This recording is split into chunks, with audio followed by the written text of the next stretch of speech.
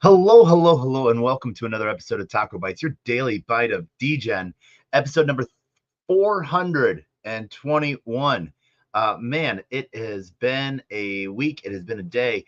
Coming to you live from somewhere nowhere. We just want to sort of do an opening shout out to Tangem. We got their wallet, and we are going to be doing a cool little demo of how that works. And then we also got our demo package. So once we head back up and get the car, we're going to be showcasing how to install and use demo. So that's going to be a lot of fun. Man, it has been the Friday of Fridays with a short day of court for Sam Bankman. And the SBF trial continues. As we ended up yesterday with Caroline Ellison's testimony ending, we had today the second day of Zac Prince, the CEO of BlockFi, testifying, opening up with prosecution questioning him. We're going to go through our notes from the day, sort of give you a rundown of what happened and what we saw and what we felt.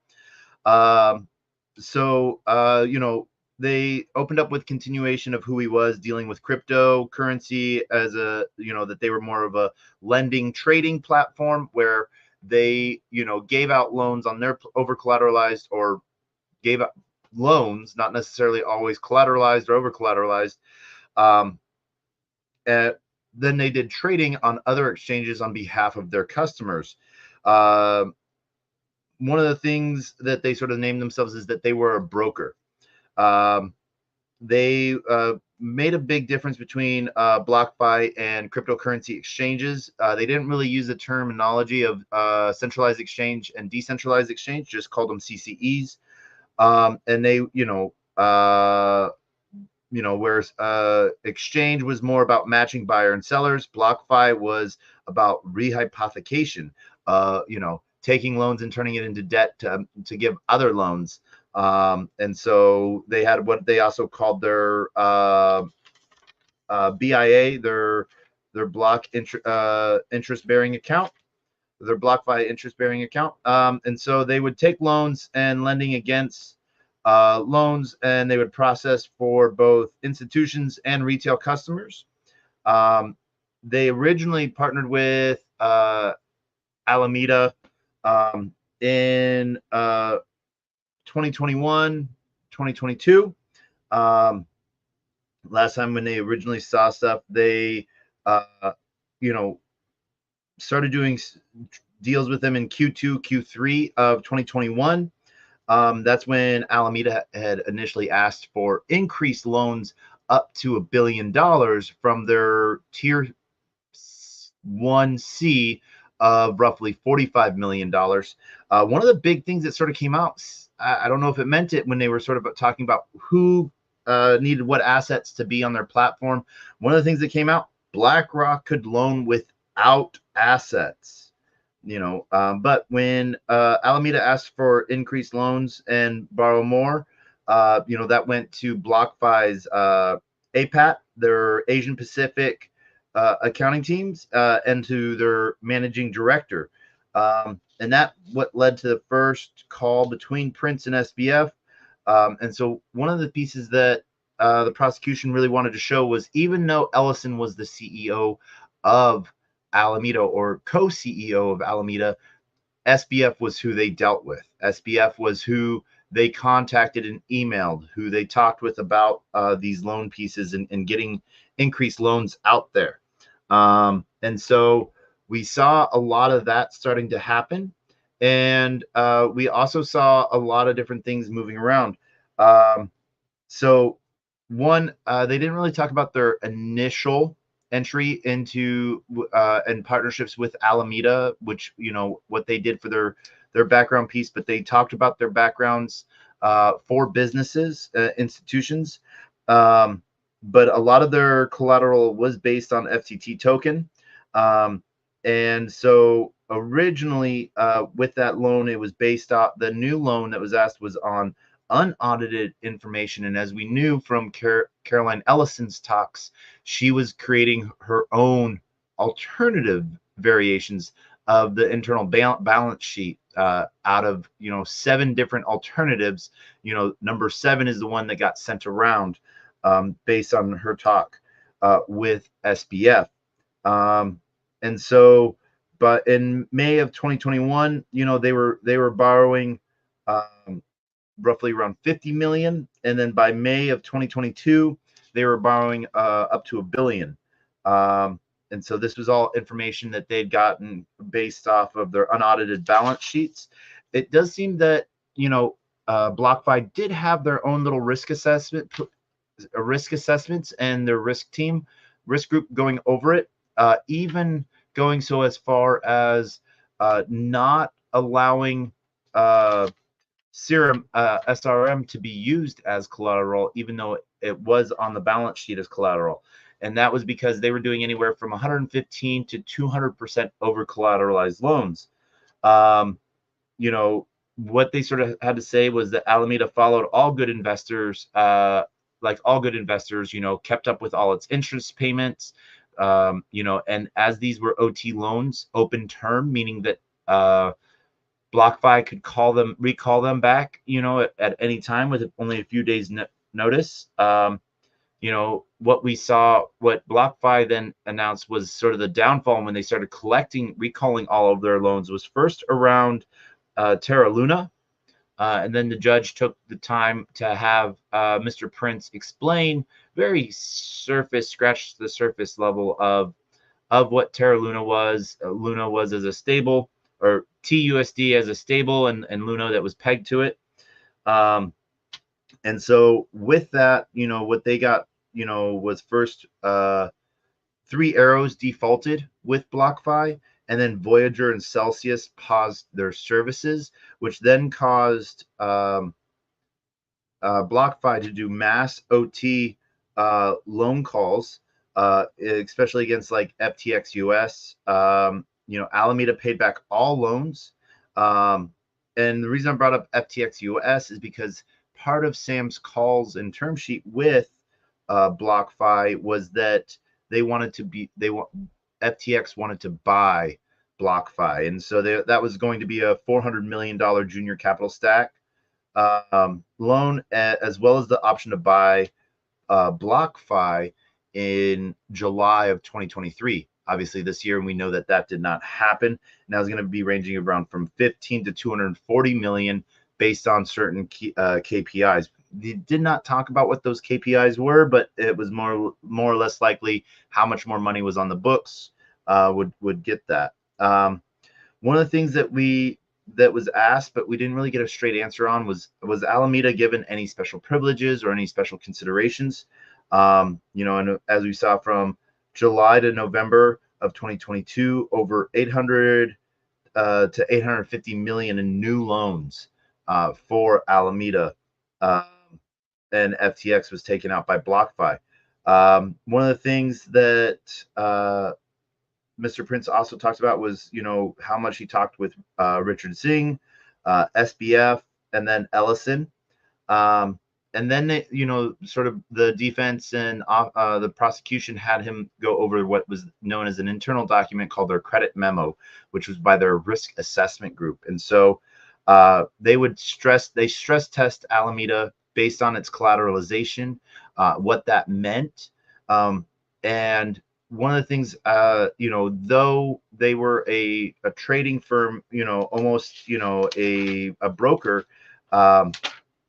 the defense sort of pulled him apart on trying to ask him to clarify whether or not he was a CEO of any crypto exchange, so whether or not he could have any expert testimony in that. And so that was sort of broken down a little bit. But with the BlockFi stress testing, how much, one of the main loans that the defense sort of focused on, he ended up saying that for this particular loan, we did not give them the loan. And that was based off of what they saw from their risk assessment side and risk mitigated. And so they, though that $1 billion loan was denied at that time, they still were considered a good loan taker. There was quite a few objections from the defense. One plus one sidebar, 2, 3, 4, 5, 6, 7, 8. Eight objections from the defense during the prosecution. And so one of the questions that did come out was if it was known that they would they have worked, where the funds that Alameda was using to pay off their loans and pay interest, would they have worked with them? And Mr. Prince made it very clear that if it was known at any time that funds were being used to pay off loans or pay off debt from Alameda or investments, that they would not have been working with them. It is key to note that BlockFi had accounts on FTX, especially like the collateralized loans deposits like FTT, Sol, and Serum were then deposited back on FTX, and FTX was used for their retail investors as well and other customers that wanted to do trading. During the cross, the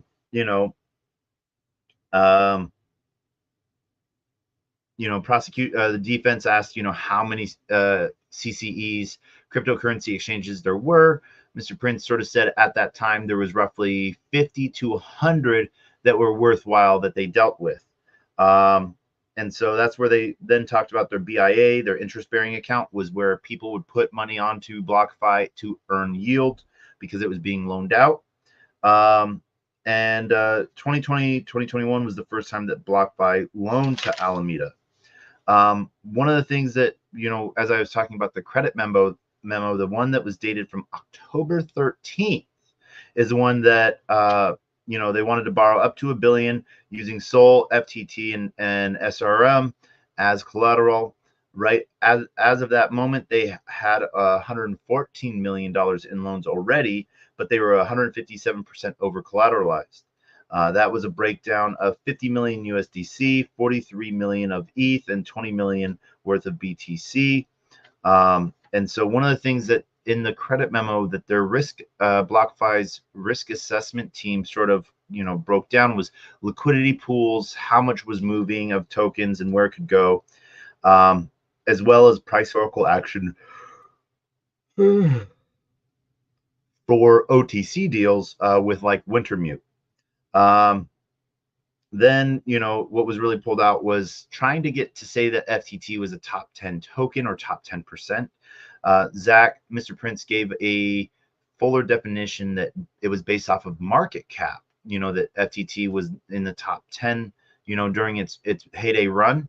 And, then took, the judge had to take a moment to explain what market cap was, and Mr. Prince did an amazing job of comparing it using Web 2 in TradeFi institutional terms to make it understandable to the jury, which was really cool. One of the things that we did see was what their different bullets were, and the board, their audits, their risk, and the committee and stuff like that, and how much tokens they were taking on, what they were kind of tokens they were. It was of note that the risk assessment team did point out that SRM was rejected by the SFRG. I am not sure who that is, but I'm assuming risk group of assets. And then sort of brought it to a close, but what they then did is once they dismissed him, really the defense didn't really pull anything out, didn't have any punches. It wasn't until jury was gone and those that were on the bench were gone as well, that it sort of showcased what was going on, with invites and proof of Sam's travels in New York and what he was doing for on behalf of on Alameda and FTX. One of the biggest issues with was for relevance objection from the defense, the prosecution, was email invites from like Forbes for a photo shoot in New York and a few others. We will be starting the week next week with Delaney Ornells, Tariq Murad, DePel, and Busick. Busick being an FBI agent that's going to be reporting cell phone tower, usage, and then also Sam's invite with the mayor, as what the prosecution was showing was, right place for the right venue based off of these things here.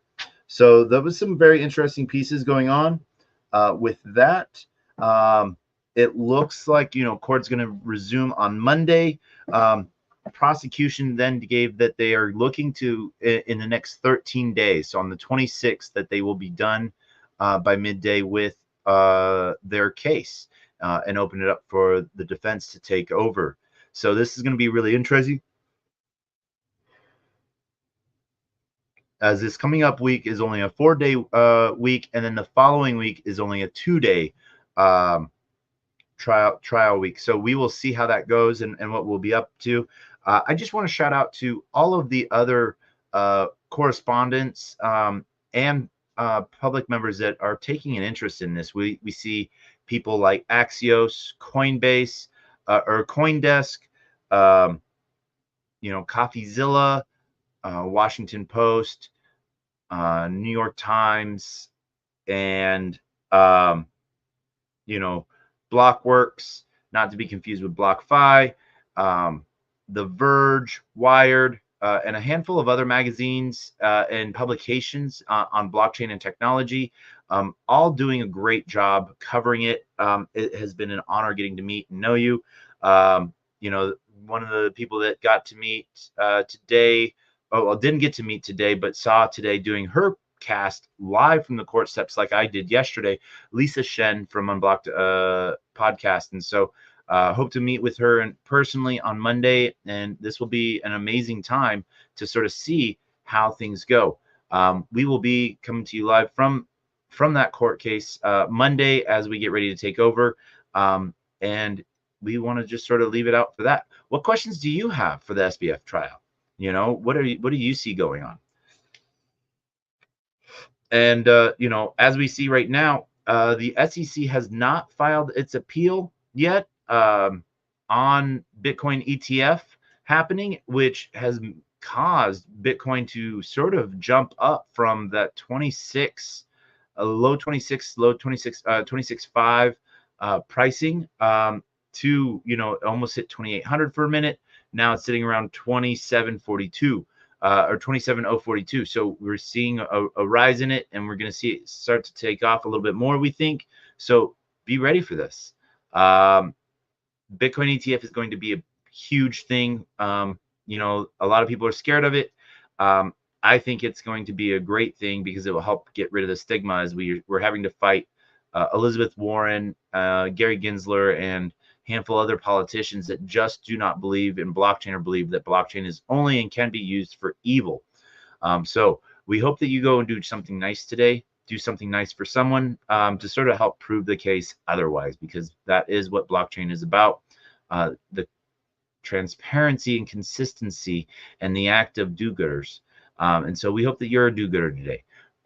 We want to thank you so much for joining us. One thing we did want to shout out, just because we are a huge fan of his, but Bat Dad has his first open mint going on Rarible, free for Nakamigo holders, about $5 or 0.003 for non-holders.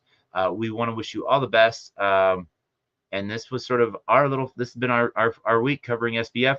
Next week we have both the SBF trial and Tech Week here in New York. So we'll be coming to you live and hopefully have some amazing sound bites for you as we get to meet new people and see things all across the world. So we're happy and hope that you're able to join us. And as we end every episode, we end with the same two things. A closed mouth cannot be fed, and you cannot feed a closed mouth, meaning if no one knows you're looking for opportunity can never come a knocking. And if opportunity does come a knocking and no one answers, it's going to keep on walking. And with that, we end with the greatest, worst knock-knock joke on the face of the planet, with all our love to Liam, and just huge shout out to everyone at the SBF trial and everyone else in DeFi doing your thing. Just keep on grinding, keep going. But one of the things that we are working on personally is a good partnership deal with Tangem. And we hope that you're able to get yourself out a Tangem wallet. So we will see you on the flip side, and we hope that you're having a great day, and we will see you mañana. And with that, we end with the greatest, worst knock-knock joke on the face of the planet, and that is knock-knock. Who's there?